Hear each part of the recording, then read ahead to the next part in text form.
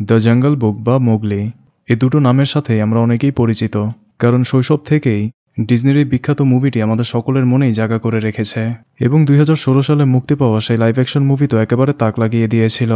তো আজকে আমার এই ভিডিওতে আমি মোগলিরই একটি মুভি এক্সপ্লেন করতে যাচ্ছি, যা মুক্তি পেয়েছিল নেটফ্লিক্সে 2018 সালে।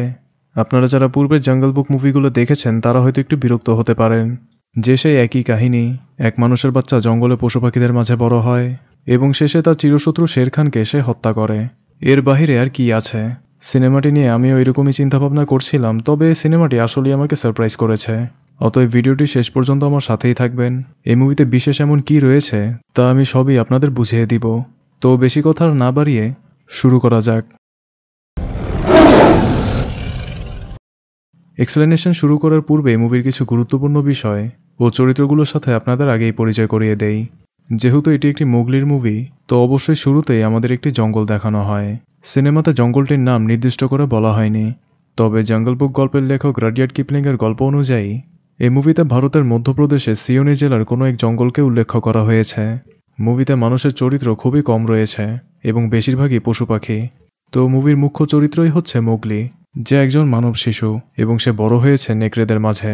এ হচ্ছে মোগলির সেই নেকড়ে বাবা মা ভিহান এবং নিশা। আমরা জানি যে এই নেকড়ে প্রাণীগুলো তাদের নিজেদের সামাজিক কাঠামোর জন্যই বেশ পরিচিত। দলবদ্ধভাবে এরা জীবনযাপন করে থাকে, সহজে তাদের উপর কেউই আক্রমণ করতে পারে না, হোক সে মানুষ বা অন্য কোনো হিংস্র পশু পাখি। অতএব সিনেমাতেও এরা ব্যতিক্রম নয় এবং তাদের একজন লিডারও রয়েছে, যার নাম হচ্ছে আকিলা। এর পরের চরিত্রটি হচ্ছে বাঘিরা, একটি কালো রঙের চিতা, পুমা বা এদের ব্ল্যাক প্যান্থারও বলা হয়ে থাকে। বাঘিরা মোগলির পরম বন্ধু, পরামর্শদাতা ও রক্ষাকর্তাও বলা যায়, কারণ এই বাঘিরাই মোগলির জীবন রক্ষা করেছিল। এরপর হচ্ছে বালু, একটি কালো রঙের ভালুক। সে সকল নেকড়েদের একজন শিক্ষক হিসেবে দায়িত্ব পালন করে থাকে।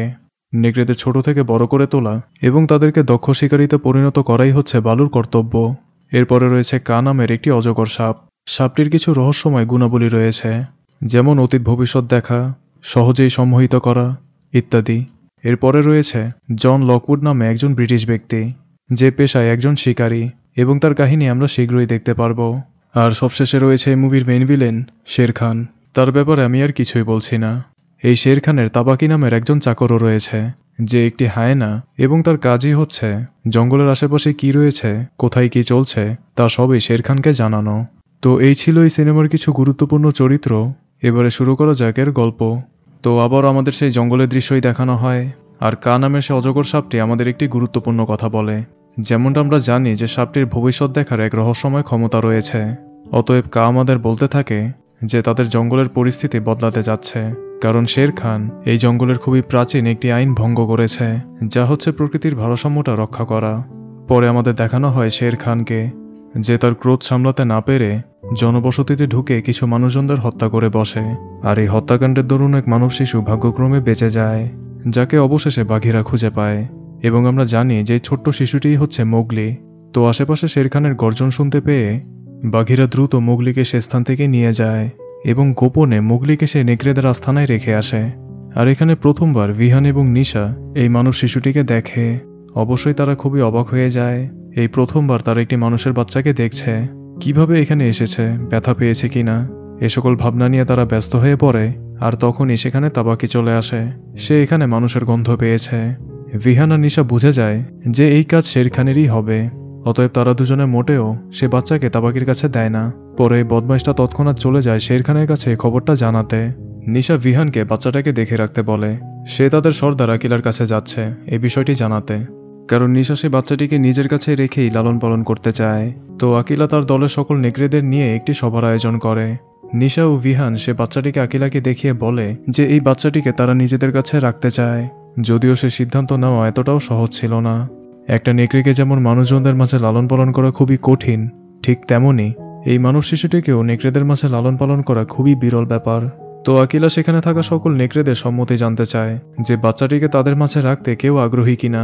এখানে বাঘিরা তার নিজের সম্মতি দেয় যে হ্যাঁ, নিশা ও ভিহানের সিদ্ধান্তে তার কোনো সমস্যা নেই, এবং সে বালুর কথাও বলে, তবে মোটার বাচ্চা না বলে দেয়, কারণ এক মানব শিশু তাদের মাঝে বড় হবে। যদি শিশুটির পরিবার তার খোঁজ করতে করতে এখানে চলে আসে, তখন সেটা তাদের জন্য একটা বিপদ ছাড়া আর কিছুই হবে না। তো অনেকেই সেখানে বিভ্রান্ত হয়ে পড়ে।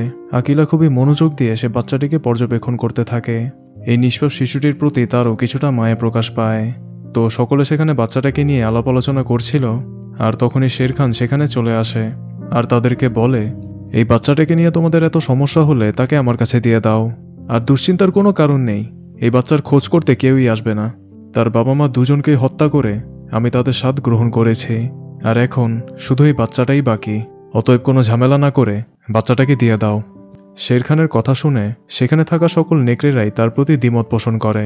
যদিও বাচ্চাটাকে তারা নিজেদের কাছে রাখতে দ্বিধাবোধ করছিল, তবে তারা এটা একদমই চায় না যে বাচ্চাটা শের খানের হাতে মারা যাক। তো আকিলা তাকে বলে দেয়, শের খান, ঝামেলা তুমি আমাদের সাথে করো না। এই বাচ্চা এখন আমাদের দলের সদস্য, আর আমরা কেউই তোমার এই সিদ্ধান্তে একমত নই। অতএব এখান থেকে চলে যাও। শের খান আকিলাকে একটু হুমকি দিয়ে বলে, আকিলা, তুমি মনে হয় ভুলে গেছো তুমি কার সাথে কথা বলছো। একটু ভালো করে দেখো, নাকি মনে করিয়ে দিতে হবে? আকিলাও এবার কিছুটা রেগে গিয়ে তাকে বলে দেয়, ভালো করে তুমি দেখো যে তুমি কোথায় আছো এবং কারা তোমার সামনে দাঁড়িয়ে রয়েছে। তোমার যদি বাচ্চাটাকে এতই প্রয়োজন হয় তাহলে আসো, আমাদের সকলকে পরাজিত করে বাচ্চাটাকে নিয়ে যাও। আকিলা আরও বলে যে যতদিন আমি এখানে দায়িত্বে আছি ততদিন তোমাকে যেন আমাদের এই স্থানে না দেখি। সকল নেকড়েরাই শের খানের উপর গর্জন করে ওঠে। এই বদমাইশটা তো রাগে একেবারে ফেটে যায়। সে আকিলাকে একটা কড়া জবাব দিয়ে বলে, তুই সারা জীবন সর্দার থাকবি না, আর তোকে আমি কথা দিলাম যেদিন তোর সময় শেষ হবে না সবার আগে এই বাচ্চা আমার পেটে যাবে আর ওর রক্ত আমার মুখ দিয়ে ঝরবে। এ কথা বলে শের খান সেখান থেকে চলে যায়। মানব শিশুটির এই বিপদ দেখে আকিলা সিদ্ধান্ত নেয় যে এই বাচ্চাটি তাদের মাঝেই বড় হবে এবং যতদিন আকিলা জীবিত রয়েছে সকল নেকড়েরাই সে বাচ্চার পাশেই থাকবে এবং তাকে রক্ষা করে যাবে। তো ধীরে ধীরে সময় পার হতে থাকে। মোগলিও এখন অনেকটাই বড় হয়েছে। বাঘেরা তাকে পুরো জঙ্গল ঘুরিয়ে ঘুরিয়ে দেখায়। মোগলিকে সে শিকার করাও শিখাচ্ছে। আর এদিকে বালু মোগলিকে জঙ্গলে চলার এবং টিকে থাকার জন্য সকল প্রয়োজনীয় প্রশিক্ষণ দিয়ে যাচ্ছে। মানব সমাজের প্রতিও মোগলির কিছুটা আগ্রহ এবং কৌতূহল রয়েছে। দিন শেষে সে তার পরিবারের কাছে ফিরে আসে। বেশ আদরেই সে তার নেকড়ে বাবা মার কাছে বড় হয়েছে। মোগলির ভাই বোনরাও তাকে দেখে রাখে। মোগলির এক ঘনিষ্ঠ বন্ধুও রয়েছে যার নাম হচ্ছে ভূত। ভূত একটা নেকড়েই ছিল, তবে বাকি নেকড়েদের তুলনায় কিছুটা দুর্বল, এবং মোগলি ও ভূত দুজনেই মাঝে মাঝে সে বর্ণবাদীর শিকার হয়, যা হওয়াটাই স্বাভাবিক, কারণ দুজনেই বাকিদের তুলনায় খুবই ব্যতিক্রম। এবং এই ব্যাপারটা মোগলির মনেও খুবই আঘাত করে এবং সে বাঘিরার সাথে এই বিষয়টি নিয়ে আলোচনা করে। যেহেতু মোগলি তার বেশিরভাগ সময় তার সাথেই কাটায়, তো বাঘিরা তাকে কিছুটা উৎসাহ দিয়ে বলে যে সে ব্যতিক্রম নয় বরং সে বিশিষ্ট। তো একদিন সকালে বালু মোগলির সাথে সাথে অন্য সকল নেকড়েদের প্রশিক্ষণ দিচ্ছিল এবং সে তাদের একটি বিশেষ পরীক্ষার কথা উল্লেখ করে, যেখানে তাদের মধ্যে একটি দৌড়ের প্রতিযোগিতা হবে এবং বাঘিরা তাদেরকে শিকার করার চেষ্টা করবে। আর এই পরীক্ষায় উত্তীর্ণ হওয়ার ফলে তারা সকলেই আসল নেকড়ের পরিচয় পাবে এবং শিকারীদের দলেও যোগ দিতে পারবে। অতএব বালু মোগলিকে বিশেষ করে সতর্ক করে, কারণ সে পরীক্ষাটা মোগলির জন্যই খুবই কঠিন হতে যাচ্ছে। তো তাদের অনুশীলন শুরু হয়ে যায় এবং যা হওয়ার তাই হয়। মোগলি তাদের সাথে বেশি সময় টিকে থাকতে পারে না। তো মোগলি এক স্থানে বসে বসে কিছুক্ষণ জিরাচ্ছিল, আর তখনই সে তার সামনে কিছু বানরদের দেখতে পায়। মোগলি তাদের কাছে গেলে বালু তাকে সেখানে যেতে বারণ করে এবং সতর্ক করে মোগলিকে বলে এই বানরদের থেকে দূরে থাকতে। শৃঙ্খলা বলতে তাদের মধ্যে কিছুই নেই, যে কোনো সময় এরা তোমার ক্ষতি করতে পারে। আর কথা বলতে বলতে বালু একটি অদ্ভুত পরিস্থিতির মুখোমুখি হয়। তার সামনে একটি গরুর মৃতদেহ অর্ধেক খাওয়া অবস্থায় পড়েছিল। অদ্ভুত ব্যাপার, এই গৃহপালিত পশু জঙ্গলের এত গভীরে কি করছিল?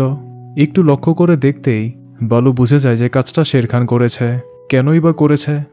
আসলে শের খান নেকড়েদের উপরে খুবই ক্ষেপে রয়েছে। তাদের কারণে সে মোগলিকে শিকার করতে পারেনি। অতএব এখন শের খানের উদ্দেশ্য হচ্ছে এভাবে গৃহপালিত পশু শিকার করে মানুষজনদের এসব বন্য প্রাণীদের বিরুদ্ধে খেপিয়ে দেওয়া।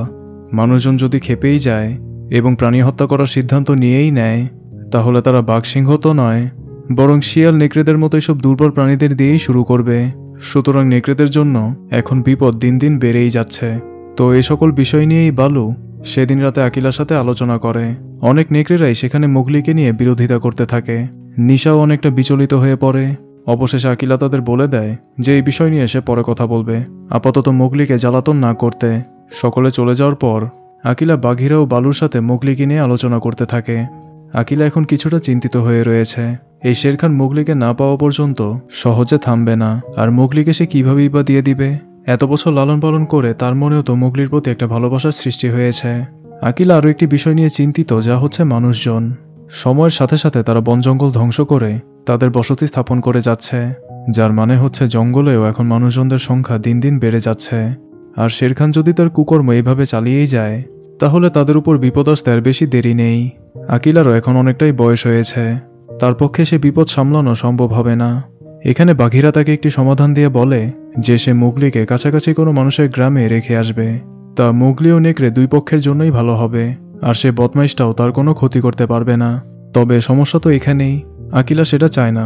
মুগলিকে যদি মানুষজনদের গ্রামে রেখে আসাও হয়, তারপরও তাদের চিন্তাধারণা পাল্টাবে না। মানুষজন প্রাচীন সময় থেকেই পশু পাখিদের মূল্যহীন বলেই মনে করে আসছে। অতএব তারা তাদের প্রয়োজনে অপ্রয়োজনে, সুবিধা বা অসুবিধার জন্য বন জঙ্গল ধ্বংস এবং পশু পাখি শিকার করেই যাবে। কিন্তু মানুষজন যদি মুগলির ব্যাপারটা জানতে পারে যে তার মতো একটি মানব শিশু এই জঙ্গলে তাদের মাঝেই বড় হয়েছে, তবে তাহলেই হয়তো তারা মানুষজনদের মনে একটি শ্রদ্ধার জায়গা পাবে। সুতরাং আকিলা মুগলির দ্বারা মানুষজনদের কাছে এটাই প্রমাণ করতে চায় যে পশু পাখিরা মূল্যহীন নয়। আকিলা পরে বালুকে জিজ্ঞাসা করে যে মুগলির প্রশিক্ষণ কেমন চলছে। বালু সহজ উত্তরটাই দেয় যে একদমই বাজে, কারণ সে তো নেকড়ে নয়, তাই তার প্রশিক্ষণ মোটেও ভালো যাচ্ছে না। আকিলা পরে তাকে বলে যে মুগলিকে মানুষের মতোই প্রশিক্ষণ দিতে এবং তাকে দ্রুত প্রস্তুত করতে, কারণ তাদের সামনে আরো বড় বিপদ আসছে। তো বালু পরের দিন থেকেই তার কাজ শুরু করে দেয়। মুগলির প্রশিক্ষণ এখন অনেকটাই কঠিন হয়ে যাচ্ছে। যদিও মুগলির খুবই কষ্ট হয়, তারপরও মুগলি তার চেষ্টা চালিয়ে যেতে থাকে। তো এইভাবে কিছুক্ষণ অনুশীলন করার পর মুগলি ক্লান্ত হয়ে এক নদীতে সাঁতার কাটতে থাকে। আর তখনই সে এক ভয়ঙ্কর পরিস্থিতির সম্মুখীন হয়। শের খান সেখানে চলে আসে। বদমাইশটা মাত্র শিকার করেই সেখানে পানি খাওয়ার জন্য এসেছিল। মুগলি তখন পানির নিচে ডুবে লুকিয়েছিল, আর তার শ্বাস নেওয়ার ফলে পানিতে বুদবুদের সৃষ্টি হয়, যেটা শের খানের নজরেও পড়ে। সে বুঝতে পারে যে পানিতে মাছ বাদেও কিছু একটা রয়েছে। পরে শের খান চলে গেলে মুগলি সেখান থেকে দ্রুত পালাতে থাকে। তবে বদমাইশটা আসলে যায়নি, সে সেখানেই লুকিয়েছিল। শের খান বোকামি করার মতো প্রাণী তো একদমই না, তাই সে মুগলিকে দেখতে পেয়ে তৎক্ষণাৎ তাকে ধাওয়া করে। মুগলি দৌড়তে থাকে এবং দৌড়তে দৌড়তে মুগলি একটি ফাঁদে পড়ে যায়। তখনই আশেপাশে থাকা বাঘিরা মুগলির আর্তনাদ শুনতে পায় এবং দ্রুত সে স্থানেই ছুটে যায়। সৌভাগ্যবশত মুগলির কোনো ক্ষতি হয়নি, তবে তার বিপদ এখনো কাটেনি, কারণ শের খান উপরেই ছিল। তবে অজ্ঞাত কোনো কারণে কিছুক্ষণ পর শের খানও সেখান থেকে সরে পড়ে এবং সে ফাঁদ থেকে মুগলিকে একটি হাতি উঠিয়ে নিয়ে আসে। বলতে গেলে এই হাতিকে দেখেই শের খান সরে পড়েছিল, আর মুগলির জীবনটাও রক্ষা পায়। মুগলি লক্ষ্য করে যে সে হাতির একটি দাঁত ভাঙা ছিল এবং সে ফাঁদটিও কোনো মানুষই তৈরি করেছে। ততক্ষণে বাঘিরা সেখানে চলে আসে এবং মুগলিকে নিয়ে সেখান থেকে চলে যায়। এই বদমাইশটা আরও একবার ব্যর্থ হয়েছে। সন্ধ্যায় বাঘিরা ও মুগলি বসে বসে গল্প করছিল, আর এখানে বাঘিরা মুগলিকে আসল কথাটা জানায় যে শের খানই বহু বছর আগে তার মা বাবাকে হত্যা করেছিল, আর এখন শের খান তাকেই চায়। বাঘিরা মুগলিকে আরও বলে যে জঙ্গলটা এখন আর তার জন্য সুরক্ষিত নয়। মুগলির জন্য সবচেয়ে ভালো হবে যদি সে মানুষজনদের গ্রামে গিয়ে তাদের মাঝে থাকতে শুরু করে। মুগলি এ কথা শুনে খুবই রেগে যায় এবং সে বাঘিরাকে সরাসরি বলে দেয় যে সে মানুষ না, সে একজন নেকড়ে, অতএব সে জঙ্গলেই থাকবে। বাঘিরা তাকে আরও একবার সতর্ক করে বলে যে মুগলি, এই নেকড়েদের মাঝে তোমার পক্ষে থাকা সম্ভব নয়, আর নেকড়েদের সেই চূড়ান্ত পরীক্ষায় যদি তুমি ব্যর্থ হও, তাহলে বাকি নেকড়েরা তোমাকে তাদের মাঝে কোনোদিনও মেনে নেবে না। মুগলি তাকে জোর গলায় বলে দেয় যে সে ব্যর্থ হবে না। বাঘিরা পরে তাকে আর কিছুই বলে না, তবে সে মুগলিকে কথা দিতে বলে যদি মুগলি সে পরীক্ষায় ব্যর্থ হয়, তাহলে মুগলি এই জঙ্গল ছেড়ে মানুষদের গ্রামে ফিরে যাবে। মুগলি আর কিছু না বলে সেখান থেকে চলে আসে। তার কাছাকাছি একটি মানুষদের গ্রাম ছিল, তো মুগলি লুকিয়ে লুকিয়ে সেখানেই চলে যায় এবং খুব মনোযোগ দিয়ে মানুষজনদের পর্যবেক্ষণ করতে থাকে। তখন তাবাকি নামে সে হায়নাটাও সেখানেই ছিল এবং সেও মানুষজনদের পর্যবেক্ষণ করছিল। তবে আশেপাশে কিছু আগুনের প্রদীপ থাকায় ভুলবশত হায়নাটার লেজে আগুন লেগে যায়। তো দৌড়তে দৌড়তে এক পুকুরে এসে তাবাকি নিজেকে শান্ত করছিল, আর তখনই তার কাছে মুগলি চলে আসে। সে খুবই বিস্মিত ছিল, কারণ জীবনেই প্রথমবার সে আগুন দেখেছে। তাবাকি পরে তাকে আগুনের ব্যাপারটা বুঝিয়ে বলে এবং কথার মাঝে তাবাকিও মুগলিকে বলে যে বৎস, এতদিন যে বেঁচে রয়েছ এটা আসলেই তোমার জন্য একটা অলৌকিক ব্যাপার। তবে তোমার মনে নিজের জীবনের প্রতি যদি একটুও মায়া থাকে, তাহলে মানব সমাজেই ফিরে যাও, কারণ এই জঙ্গলটা তোমার স্থান নয়। মুগলি এবারে পড়ে যায় গভীর চিন্তায়। সারা রাত সে ঘুমোতেও পারছিল না। তখনই তার মা তার কাছে চলে আসে। নিশা তার এই সন্তানের দুশ্চিন্তাটি ভালো করেই বুঝতে পারছে। মুগলিও তাকে সব ঘটনা খুলে বলে। তার মা পরে তাকে কিছুটা উৎসাহ দিয়ে বলে, মুগলি, তুমি নেকড়ে হও বা না হও, কেউ তোমাকে মেনে নিক বা না নিক, তুমি সবসময় আমারই সন্তান হয়ে থাকবে। অতএব বাকিদের কথায় কান দিও না। মুগলিও পরে তার মার কথায় কিছুটা শান্তি পায়। তো কিছু সময় পার হয়ে যায় এবং সেই দিন চলে আসে যেখানে মুগলিকে সে চূড়ান্ত পরীক্ষায় অংশগ্রহণ করতে হয়। এই প্রতিযোগিতায় সফলতা লাভের ফলেই মুগলিকে একজন শিকারী হিসেবে গণ্য করা হবে। তো সেখানে মুগলির সমর্থনকারী মাত্র দুজনই ছিল। একজন হচ্ছে তার মা এবং আরেকজন হচ্ছে মোগলির সেই প্রিয় বন্ধু ভূত। আর বাকিরা শুধুমাত্র আশা করছিল যে এই মানুষের বাচ্চাটা যেন কোনোভাবে টিকে যায়। প্রতিযোগিতার নিয়ম একদম সাধারণ, তাদের সকলেরই নির্দিষ্ট সময়ের মধ্যে নির্দিষ্ট একটি স্থানে পৌঁছতে হবে এবং অবশ্যই বাঘেরা তাদের পথে বাধা দিবে। আর এই বাধা অতিক্রম করে সময় মতো পৌঁছতে পারলেই তারা সকলেই বিজয়ী। তো প্রতিযোগিতা শুরু হয়ে যায় এবং মোগলি নেকড়েদের সাথে দৌড়তে থাকে এবং আবারও সে বেশি সময় টিকে থাকতে পারে না। কিছু দূর এগোতেই অনেকটাই হাঁপিয়ে পড়ে। তবে বালু ঠিক যেমনটা প্রশিক্ষণ দিয়েছিল যে তাকে নেকড়েদের মতো নয় বরং মানুষের মতো চিন্তাভাবনা করতে হবে, অতএব মোগলিও তাই করে। সে বিভিন্ন গাছের ডাল বেয়ে জঙ্গলের কিছু সংক্ষিপ্ত পথ ধরে এগিয়ে যেতে থাকে। আর তখনই বাঘেরা তাদের সকলকে আটকে দেয়। সেটা তো একটা জঙ্গল, বাধা বিভক্তি তো অতিক্রম করতেই হবে, তো তারা তাই করছিল। তবে এখানে বাঘেরা মোগলির উপরই তার বাধার চাপটা বেশি প্রয়োগ করে। মোগলি তারপরও হার মানে না এবং তার বুদ্ধির ব্যবহার করে এগিয়ে যেতে থাকে। এভাবে মোগলি অবশেষে তার গন্তব্যে পৌঁছে গিয়েছিল। বালুও সেই দৃশ্য দেখে খুবই খুশি হয়। তবে ঠিক সেই মুহূর্তেই বাঘেরা মোগলির উপর ঝাঁপিয়ে পড়ে। সকল নেকড়েরা পৌঁছতে পারলেও মোগলি পৌঁছতে ব্যর্থ হয়। আকিলা সহ সেখানে সকলেই এই ঘটনায় খুবই হতাশ হয়ে পড়ে। বাঘেরা যদিও কাজটা ইচ্ছে করেই করেছিল, সে চাচ্ছিল মোগলি প্রতিযোগিতায় হেরে জঙ্গলে না থেকে মানুষের বসতিতে ফিরে যায়। মোগলিও সেখানে সবাইকে তাই বোঝাচ্ছিল। তবে বালু তাকে সরাসরি বলে দেয়, যত যাই হোক মোগলি, তুমি প্রতিযোগিতায় হেরে গেছ। মোগলি পরে রেগে সেখান থেকে চলে যায়। তখনই আমরা লক্ষ্য করি যে তাবাকি লুকিয়ে লুকিয়ে সে দৃশ্য দেখছিল এবং তাকে দেখে বোঝাই যাচ্ছে যে হায়নাটার মাথায় কিছু একটা চলছে। মোগলি দৌড়তে দৌড়তে সেই বানরদের এলাকায় চলে আসে। সেই বানরগুলো তাকে দেখতে পেয়ে আবারও তার সাথে বান্দরামি করতে থাকে এবং দুষ্টুমির এক পর্যায়ে তারা হঠাৎ মোগলিকে টেনে কোথাও নিয়ে যায়। ভূত মোগলির পিছু নিয়ে সেখানেই চলে এসেছিল। আর এই দৃশ্য দেখতে পেয়ে সে দ্রুত বাঘেরাও বালুর কাছে চলে যায়। তারা দুজনে তখন ঝগড়া করছিল। আসলে বালু বাঘেরার উপরে খুবই রেগে রয়েছে। বালু মোগলিকে সঠিকভাবেই প্রশিক্ষণ দিয়েছিল এবং বাচ্চাটা প্রতিযোগিতায় প্রায় জিতেই গিয়েছিল যদি বাঘেরা তার মাথাটা অতিরিক্ত না খাটাতো। বাঘেরা তাকে সরাসরি বলে দেয় যে সে চায় না মোগলি জঙ্গলে থেকে শের খানের হাতে মারা যাক। সে চাচ্ছিল মোগলি যেন সমাজে ফিরে মানুষের মতো করে বাঁচতে শিখে। তো তারা ঝগড়া করছিল আর তখনই ভূত সেখানে এসে মোগলির অপহরণের খবরটা তাদের জানায়। তারা দুজনেই সাথে সাথে মোগলির পেছনে ছুটে যায়। এদিকে বানরের দল মোগলির মাথায় আঘাত করে তাকে অচেতন করে একটি গুহায় নিয়ে আসে। আর বানরদের এই কাজের দায়িত্ব দিয়েছিল এই বদমাইশটা। অবশেষে এতগুলো বছর পরে শের খান তার প্রাপ্য শিকার তার সামনেই পেয়েছে। তবে ভাগ্য ভালো শের খান মোগলির কোনো ক্ষতি করতে পারে না, কারণ বাঘেরা ও বালু সঠিক সময় সেখানেই চলে আসে। তবে তারা দুজনেই যথেষ্ট ছিল না, কারণ পুরো গুহার চারপাশে তখন বানরদের দল বিস্তার করছিল। পরে তারা সকলে মিলে বাঘেরা ও বালুর উপর আক্রমণ করতে থাকে। তাদের দুজনের পক্ষেও পেরে ওঠা সম্ভব হচ্ছিল না। এদিকে শের খানের জন্য মোগলিকে শিকার করার আরও একটি সুযোগ তৈরি হয়ে গেল। তবে সে এবারও ব্যর্থ হয়, কারণ ঠিক সেই মুহূর্তে কা নামের সে অজগর সাপটি এসে মোগলির জীবন রক্ষা করে এবং শের খানকে উদ্দেশ্য করে বলে দেয়, খবরদার এই বাচ্চার কাছেও আসবে না, সে আমাদের এবং এই জঙ্গলেরই অন্তর্গত। অজগরের কথা শুনে শের খান ও বানরের দল চুপচাপ সেখান থেকে সরে পড়ে। আর শেষ পর্যন্ত বালু, বাঘেরা ও মোগলি তাদের তিনজনেরই জীবন রক্ষা পায়। কিছু সময় পার হয়ে যায়। সকল নেকড়েরা আকিলার সাথে তাদের প্রথম শিকারে যাচ্ছে। তবে দুঃখজনক ব্যাপার যে মোগলি তাদের দলে যোগ দিতে পারেনি। সে মন খারাপ করে সেখানেই বসেছিল। তখনই তার বন্ধু ভূত সেখানে চলে আসে। ভূত আসলে মোগলির কষ্টটা ভালো করেই বুঝতে পারে, কারণ সে নিজেও তো বাকিদের তুলনায় অনেকটাই দুর্বল আর প্রায়ই সে অন্য সকল নেকড়েদের কাছে হেনস্থার শিকার হয়। তো ভূত মোগলিকে মনমরা দেখে তাকে কিছুটা উৎসাহ দিতে গেলে মোগলি তার উপর খুবই ক্ষেপে যায়। আসলে মোগলি তার দুর্বলতাগুলো নিয়ে খুবই রেগেছিল এবং তার পুরো রাগটাই সে তখন ভূতের উপর ঝেড়ে দেয়। মোগলির এরকম আচরণে ভূতও খুবই কষ্ট পায়। পরে মন খারাপ করে ভূত সেখান থেকে চলে যায়। সন্ধ্যা হয়ে গেলে মোগলি চলে আসে কায়ের গুহায়। সে খুবই কৌতূহল হয়ে রয়েছে যে কা কেনই তার জীবন রক্ষা করেছিল। তো মোগলি সে অজগরের সাথে দেখা করে এবং তাকে এই কথাটিই জিজ্ঞাসা করে। কা তাকে কোনো সোজা উত্তর তো দেয় না, সে শুধু এতটুকুই বলে যে মোগলি এই জঙ্গলে এক বিরাট পরিবর্তন আনতে যাচ্ছে। সেদিন সে হাতি তাকে শুধু শুধুই সে ফাঁদ থেকে রক্ষা করেনি এবং কা নিজেও এক বিশেষ কারণেই মোগলিকে রক্ষা করেছে। সঠিক সময়ে মোগলি ঠিকই তা বুঝতে পারবে, অতএব নিজেকে সে যেন এতটা ছোট না মনে করে। এদিকে আমাদের সে শিকারের দৃশ্য দেখানো হয় আর এখানে আকিলা প্রথমবার তার শিকার ধরতে ব্যর্থ হয়। স্বাভাবিক ব্যাপার, আকিলার অনেকটাই বয়স হয়েছে, আগের মতো শক্তি তার শরীরে আর নেই এবং আকিলার এই দুর্বলতার সুযোগের শের খান সদ্ব্যবহার করে। সে মানুষজনদের গ্রাম থেকে একটি গরু শিকার করে সে নেকড়েদের মাঝে বিতরণ করে দেয় এবং কিছু বানরদের নিয়ে আকিলার স্থান দখল করে বসে এবং সকল নেকড়েদের উদ্দেশ্যে বলে যে এই বুড়ো আকিলা শিকার করতে ব্যর্থ হয়েছে।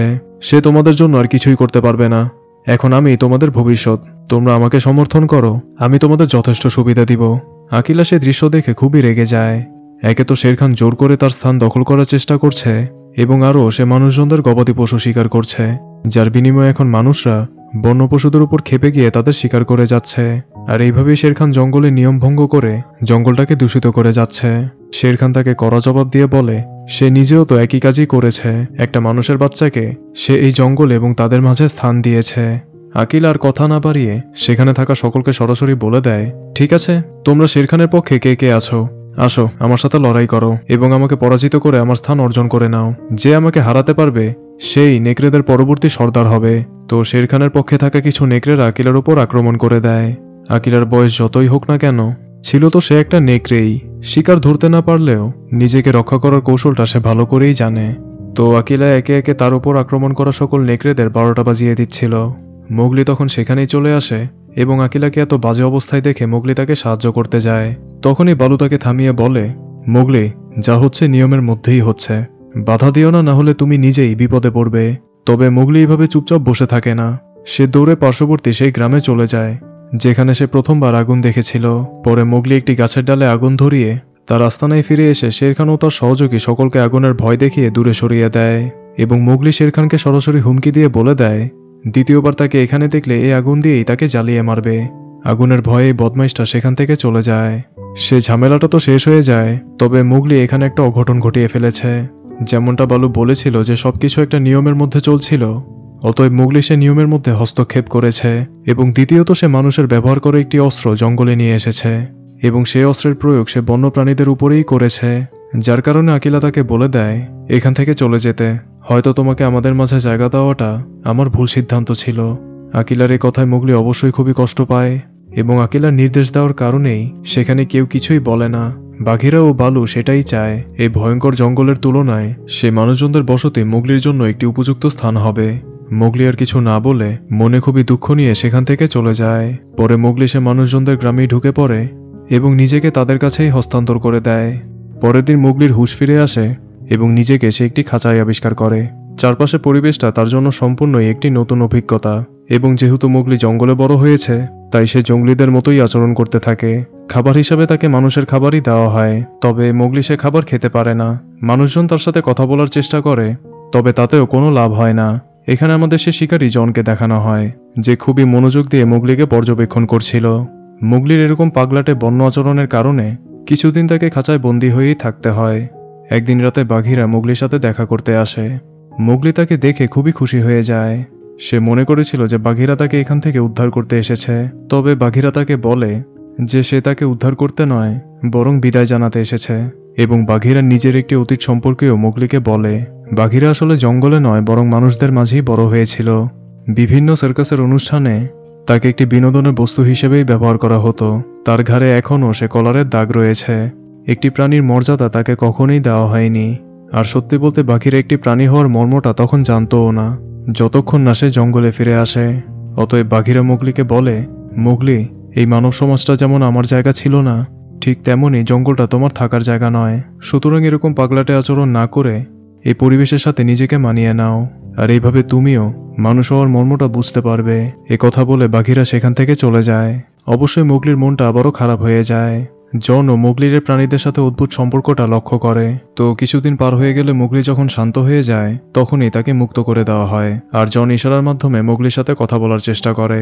ছোটখাটো বিষয় তাকে শেখাতে থাকে। জন মোগলির শরীরে সে বাঘের আঘাতের চিহ্নও লক্ষ্য করে। ঠিক এরকমই আঘাতের চিহ্ন তার শরীরেও রয়েছে। আর এখানে আমরা জানতে পারি যে জন এই গ্রামে শের খানকেই শিকার করতে এসেছে। বদমাইশটা যেহেতু বহুদিন ধরে মানুষজনদের ক্ষতি করে যাচ্ছে, তাই গ্রামবাসীরাই জনকে তাদের গ্রামে আমন্ত্রণ জানিয়েছে, আর তখন থেকেই জন তার কাজ করে যাচ্ছে। তো সময়ের সাথে সাথে মোগলি সে মানব সমাজের সাথে নিজেকে মানিয়ে নেওয়ার চেষ্টা করছে। তাদের জীবনযাত্রার নিয়ম, বেঁচে থাকার কৌশল সবকিছুই মোগলি শিখে যাচ্ছে। জন তাকে অস্ত্র ব্যবহার করে শিকার করাও শিখাচ্ছে। আর অবশেষে মোগলি তার কিছু বন্ধুবান্ধবও তৈরি করেছে যাদের সাথে সে তার বাকি সময় কাটাতে থাকে, এবং ধীরে ধীরে মোগলি তার মানুষ হওয়ার মর্মটা বুঝতে পেরেছে। তো এইভাবেই একদিন মোগলি তার বন্ধুদের সাথে আনন্দ করছিল, আর তখনই মোগলিকে আকাশে ওড়া একটি চিল পাখি তাকে কোথাও যাওয়ার জন্য ইশারা করতে থাকে। মোগলি সে স্থানে গিয়ে দেখতে পায় যে তার ভাই তার সাথে দেখা করতে এসেছে। তার ভাই শুধু তার সাথে দেখা করতে নয়, বরং মোগলির জন্য সে একটি দুঃসংবাদও নিয়ে এসেছে। সে নেকড়েটি মোগলিকে জানায় যে শের খান তাদের আস্তানা দখল করে নিয়েছে এবং মানব সমাজে ঢুকে তাদের পশু পাখি শিকার করার বদ অভ্যাসটা সে মোটেও ছাড়ছে না। তাই আকিলা ও তার পক্ষে থাকা কিছু নেকড়েরা এখন ভিন্ন একটি জায়গায় অবস্থান করছে। শের খান যদি তার কুকর্ম এইভাবে চালিয়ে যেতে থাকে তাহলে তাদের উপরও বিপদ আসতে আর বেশি দেরি নেই। এমনিতেও জঙ্গলে এখন অনেক শিকারীরাই ঘুরে বেড়াচ্ছে, তাই তার ভাই মোগলিকে তাদের কাছে ফিরে আসার জন্য অনুরোধ করে। কারণ ঠিক যেমন একবার আকিলা বলেছিল যে মোগলির দ্বারা এটা প্রমাণিত নেকড়েরা মানুষদের জন্য ক্ষতিকর নয়। তবে মোগলি তার ভাইকে না বলে দেয়, কারণে আকিলাই তাকে তার দল থেকে বের করে দিয়েছিল এবং এটাও বলেছিল যে মোগলিকে তাদের মাঝে জায়গা দেওয়াটা তার ভুল ছিল। তার ভাই তাকে আরও একবার অনুরোধ করে বাড়ি ফিরে আসার জন্য, তবে মোগলি তাকে সরাসরি বলে দেয় যে এটাই হচ্ছে তার বাড়ি। এ কথা বলে সে সেখান থেকে চলে যায়। মোগলি এখন পুরোপুরি মানব সমাজটাকে আপন করে নিয়েছে এবং তাদের মাঝে থাকতেই যথেষ্ট স্বাচ্ছন্দ্য বোধ করছে। আর কেনই বা করবে না, সর্বোপরি এটাই তো হচ্ছে তার বসবাসযোগ্য স্থান। তো একদিন গ্রামবাসীরা মিলে সে শিকারীর সাথে গল্প করছিল। এখানে জন একটি হাতির কথা উল্লেখ করে যে একটি হাতিকে সে শিকার করতে ব্যর্থ হয়েছিল, তবে শিকারের দরুন সে হাতির একটি দাঁত ভেঙে যায়। মোগলি তাদের বলা সব কথা তো বুঝতে পারছিল না, তবে হাতির ঘটনাটি সে ঠিকই বুঝে যায়, কারণ হাতির সে ভাঙা দাঁতটি সে জনের শোবার ঘরেই দেখতে পেয়েছিল। তো অতিরিক্ত মদ্যপানের কারণে মোগলি জনকে তার ঘরে ফিরিয়ে নিয়ে আসে। জন শুয়ে পড়লে মোগলি তার ঘরের চারপাশটা ভালো করে পর্যবেক্ষণ করতে থাকে। জন তো ছিল একজন শিকারী, অতএব তার ঘরের চারপাশে শিকার সম্পর্কিত বিভিন্ন অস্ত্র, যন্ত্রপাতি ও তার গবেষণার কাগজপত্র ছিল। জন বিভিন্ন পশু পাখিও টেক্সিডার্মি প্রক্রিয়ায় সাজিয়ে রেখেছিল এবং এভাবে দেখতে দেখতে মোগলি কিছুক্ষণ পরেই একটি হৃদয় বিদারক দৃশ্য দেখতে পায়। তার সে প্রিয় বন্ধু ভূতের মাথাটি জন সেখানে শোপিসের মতো করে সাজিয়ে রেখেছিল। ভূতের সাথে মোগলির শেষবার দেখা হয়েছিল সে সময় যখন সে তাকে খুবই অপমান করে ভাগিয়ে দিয়েছিল এবং ভূত অবশেষে জনেরই শিকার হয়। আর জন মোগলিকে সে কথা বলেও যে তার সমস্ত শিকারের মধ্যে এই কুকুরটি তার খুবই পছন্দের, কারণ জিনিসটা দেখতেও খুবই সুন্দর হয়েছে। যদিও জনের কাছে ব্যাপারটি খুবই সাধারণ ছিল, তবে মোগলির জন্য ছিল চরম বেদনাদায়ক। পরের দিন সকালে মোগলি সারা রাত ঘুমাতে পারেনি। ভূতের জন্য তো সে কান্নাকাটি করেছে এবং মোগলি এটাও বুঝতে পেরেছে জঙ্গল ও পশু পাখি এবং মানব সমাজে থাকা মানুষজন উভয়ের মধ্যেই বড় পার্থক্য রয়েছে। তো মোগলি একটি চূড়ান্ত সিদ্ধান্ত নেয়। মোগলি সে ভাঙা দাঁত নিয়ে চলে যায় সে হাতির কাছে এবং হাতিটির সাথে একটি চুক্তি করে। মোগলি সে হাতিকে তার ক্ষতি করা সে শিকারীকে দেখিয়ে দিবে। এর বিনিময়ে মোগলি শের খানকে হত্যা করার জন্য সে হাতির কাছে সাহায্য চায়। মোগলি পরে আকিলার সাথেও দেখা করে এবং তাকে সকল বিষয় বুঝিয়ে বলে যে শের খানকে থামানোর একমাত্র উপায় হচ্ছে তাকে হত্যা করা। কোনো কারণ ছাড়াই সে মানুষজনদের হত্যা করে বেড়াচ্ছে, আর এই বদমাইশটার কারণেই এখন শিকারীদের হাতে জঙ্গলে নিরীহ প্রাণীরা শিকার হচ্ছে। সহজ কথায় বলতে গেলে এই শের খান পুরো প্রাকৃতিক ভারসাম্যটাকেই বিকৃত করে রেখেছে, আর এইভাবে চলতে থাকলে আরও নিরীহ প্রাণ ঝরতেই থাকবে, হোক সেটা মানুষজনের বা পশু পাখিদের। তাই মোগলি এই ঝামেলাটা একেবারে শেষ করতে চায়। তাই তার এই কাজে সে আকিলার কাছে সাহায্য চায়। তবে আকিলা এই ঝামেলা চায় না। আকিলা খুবই সৎ ও জ্ঞানী একটি নেকড়ে। যদিও শের খানের কারণে তাদের বড় ঝামেলা পোহাতে হচ্ছে, তারপর আকিলাই বন্য পশুদের মধ্যেই হত্যাকাণ্ড ঘটাতে চায় না, কারণ তার পরবর্তী প্রজন্মের নেকড়েরাও পরে তাই শিখবে। তবে মোগলি এই কাজ করবেই, কারণ সে কোনো বন্য পশু নয়, সে কোনো মানব জাতীয় নয়, সে হচ্ছে বিশিষ্ট। অতএব মোগলি একাই বের হয়ে পড়ে এই ভয়াবহ কাজটা সম্পন্ন করতে। পরের দিন সকাল হতেই মোগলি চলে আসে শের খানের আস্তানায়। জোরে জোরে চিৎকার করে সে শের খানকে ডাকতে থাকে। শের খানও কিছুক্ষণ পরে সেখানে চলে আসে। মোগলিকে দেখে সে বলে ওঠে, কি খবর মোগলি মিয়া? বুকে সাহস জুটেছে দেখি। ওই ছোট ছুরিটা দিয়ে তুমি আমার কিছুই করতে পারবে না, অতএব এখন মরার জন্য প্রস্তুত হও। আর এখানেই শের খান একটা বোকামি করে বসে। মোগলি আসলে একা ছিল না, সে পরিকল্পনা করেই সেখানে এসেছিল। শের খানকে দেখতেই সে ইশারা দিয়ে দেয়, আর তখনই সেখানে কিছু হাতির দল চলে আসে এবং শের খানকে চারপাশ থেকে ঘিরে ফেলে। হাতিগুলোর কারণে শের খান মোগলিকে আক্রমণও করতে পারছিল না, আর সুযোগ পেয়েই মোগলি সে ছুরি দিয়ে শের খানকে আঘাত করে বসে। বাঘিরা ও বালু তারা আর বসে থাকতে পারে না, পরে তারাও সেদিকেই ছুটে যায়। এদিকে মোগলি ও শের খানের মধ্যে শুরু হয়ে যায় এক ভয়াবহ লড়াই। মোগলি তো কোনো পশু নয় এবং গায়ের জোরে সে শের খানের সাথে মোটেও পারবে না, সুতরাং মোগলি তার বুদ্ধির ব্যবহার করে শের খানকে একটি গাছের কোনায় আটকে দেয়। অবশেষে এবারে মোগলি সরাসরি শের খানের বুকে আঘাত করে। সকল গ্রামবাসীরা সেই দৃশ্য নিজের চোখেই দেখছিল। জন শের খানকে উদ্দেশ্য করে তার বন্দুক দিয়ে গুলি ছুড়তে থাকে, তবে এই বেটা গতরাতে এতটাই মদ্যপান করেছিল যে সে ঠিকমতো লক্ষ্য করে গুলিও ছুড়তে পারছিল না। এবং ভুলবশত সে মোগলিকে আঘাত করে বসে। মোগলি পরে সে হাতিকে দেখিয়ে দেয় যে এই হচ্ছে সেই শিকারী যার কারণে তোমার দাঁতের এই অবস্থা হয়েছে। সে হাতিও পরে জনের দিকেই ছুটে যায়। এবারে একটি ভয়ঙ্কর পরিস্থিতি তৈরি হয় সেখানে। মোগলি আহত ছিল, শের খানও তার দিকে এগিয়ে আসছিল। জনও তার বন্দুক তাদের দিকেই তাক করে ধরে রেখেছিল এবং জনের দিকে এগিয়ে আসছিল সে হাতি। এবারে কি হবে? যা হওয়ার তাই হয়। শের খান মোগলির উপর ঝাঁপিয়ে পড়ে। জন তখনই তার বন্দুক দিয়ে গুলি ছুড়ে এবং সে হাতিটিও জনকে এক সজোরে ধাক্কা মেরে বসে। তবে সে জনকে হত্যা করে না। আর এদিকে মোগলির কি হলো?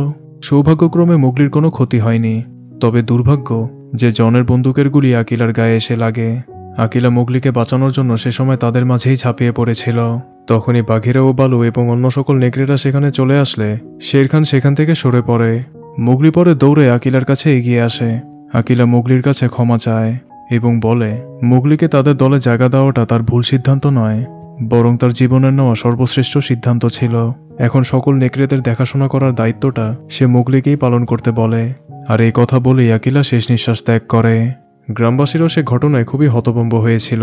তারা স্পষ্ট দেখেছে যে কিভাবে পশু পাখিরা শের খানকে হত্যা করতে মোগলিকে সাহায্য করেছে। কাও সেখানেই ছিল এবং মোগলিও তাকে লক্ষ্য করে। সে এবারে কায়ের কথা বুঝতে পেরেছে। শের খানের অবস্থা এখন অনেকটাই করুণ। সরাসরি বুকে আঘাত করার কারণে তার প্রচুর রক্ত ঝরেছে। তবে সে এখনও মারা যায়নি এবং তার শেষ মুহূর্তে সে মোগলিকে আবারও আঘাত করার চেষ্টা করলে মোগলি অবশেষে সেই ছোট্ট ছুরি দিয়েই তাকে হত্যা করে। আর এইভাবেই সেই জঙ্গল এবং মানব সমাজের সেই ভয়াবহ বিপদের সমাপ্তি হয়। মোগলি সে মানব সমাজে আর ফিরে যায় না। সে জঙ্গলেই থাকতে শুরু করে, কারণ জঙ্গলে সকল পশু পাখিরাই এখন তাকে আপন করে নিয়েছে। গ্রামবাসীরা এখন সেই পশু পাখি এবং মোগলির গুরুত্বটা এখন বুঝতে পেরেছে। এতদিন তো তারা মনে করেছিল যে মোগলি জঙ্গলে হারিয়ে যাওয়া এবং কোনো রকমে সেখানে টিকে থাকা একজন সাধারণ বাচ্চা হবে। তবে না, মোগলি প্রমাণ করে দিয়েছে যে সে বিশিষ্ট এবং আকিলার কথা অনুযায়ী সে এখন তার নেকড়ে পরিবারের দেখাশোনা করছে এবং মানব সমাজ ও জঙ্গলে উভয় পরিবেশে থাকার অভিজ্ঞতা ও বুদ্ধিমত্তার সাহায্যে সে এখন পরিবেশের ভারসাম্যটা রক্ষা করে যাচ্ছে। ভবিষ্যতে যদি শের খানের মতো কোনো বিপদ চলেও আসে তাহলে তা মোকাবেলা করার জন্য মোগলি এখন সম্পূর্ণ প্রস্তুত। আর এই দৃশ্যটির সাথেই মুভিটি এখানেই শেষ হয়। রাডিয়ার্ড কিপলিংয়ের লেখা এই গল্পটি প্রথম প্রকাশ পেয়েছিল 1894 সালে। আশা করি গল্পটি বুঝতে আপনাদের কোনো সমস্যা হয়নি। তো সরাসরি চলে যাওয়া যাক মূল বিষয়ে, যে কেন আমি মুভিটা এক্সপ্লেন করেছি এবং কি কি বিষয় এই সিনেমাটিকে ব্যতিক্রম করে তুলেছে। এই সিনেমার নিখুঁত কাহিনী এবং দুর্দান্ত সিজিআই ছাড়াও এর মধ্যে ছিল খুবই দৃঢ় বাস্তবতা। মানে একজন মানব শিশুর পক্ষে জঙ্গলে বড় হয়ে ওঠা কতটা কঠিন এবং ভয়ঙ্কর হতে পারে তা এই মুভিতে খুবই সুন্দর করে দেখানো হয়েছে, যেখানে পূর্বের সিনেমাতে তা মোটেও দেখানো হয়নি। এখানে মোগলি উল্টো আরো মজার মুডেই ছিল, যেটা একেবারেই অবাস্তব এবং তাকে দেখে মোটেও মনে হচ্ছে না যে সে জঙ্গলে বড় হয়েছে। দ্বিতীয় বিষয়টি ছিল এই মুভির চরিত্রগুলোর অগ্রগতি। এই মুভির এক একটি চরিত্রের খুবই গুরুত্বপূর্ণ ভূমিকা ছিল।